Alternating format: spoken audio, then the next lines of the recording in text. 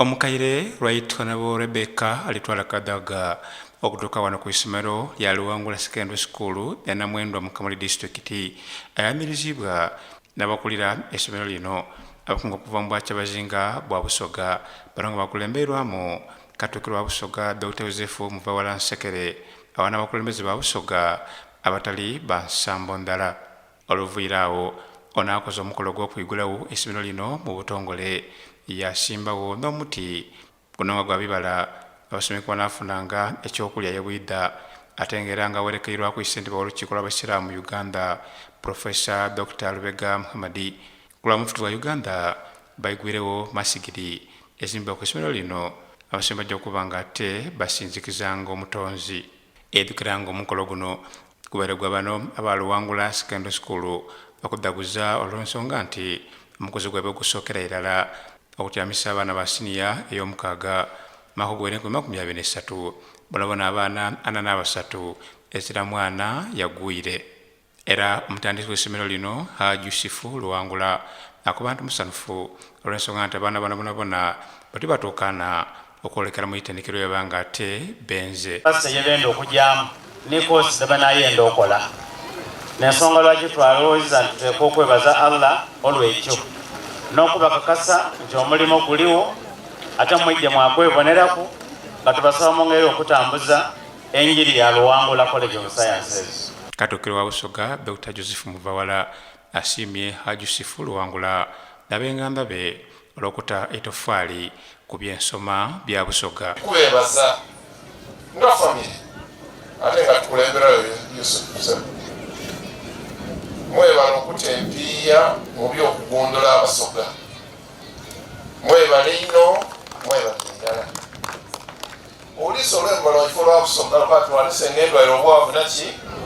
ano wabula asabye Abasoga okuba nti bakomya omuze ogw'okwedduumuula nga banaliza amasomero agabali ewala ate nga tebagasobola mu byenfuna kyokka nga omwana asobola okuba nga tasomera Namwendwa mu Kamuli yaba ow'omugaso mu nsi eno. Abasoga ino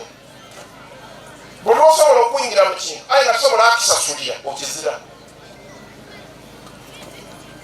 ekyokomye muna mu luzungu bagyeta affordability lusolovinga ebizibu bibiri, the access problem and the affordability. Amasanyalaze n'ebigana okubitakwao nga tosobola okugata mu nnumba yo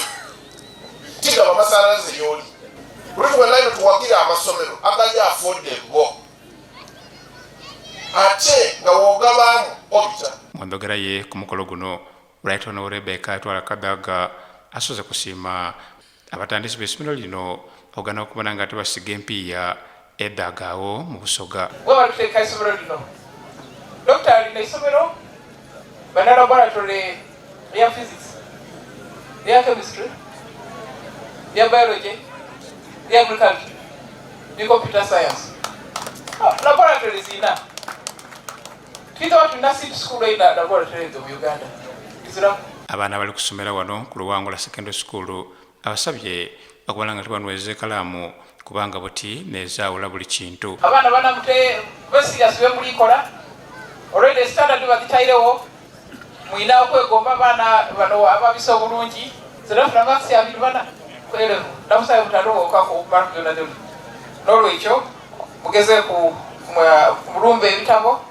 muboti nife ng'amaliriza endogera ye Kadagala bw'erabana Kamuli ni Busoga okutwaliza walala ku bantu abadagaike okubona nga tebasaagula enteekateeka y'ekibiina kya NRM ejja okuinama ennaku n'omwezi ga 13 omwezi guno omulyayivwa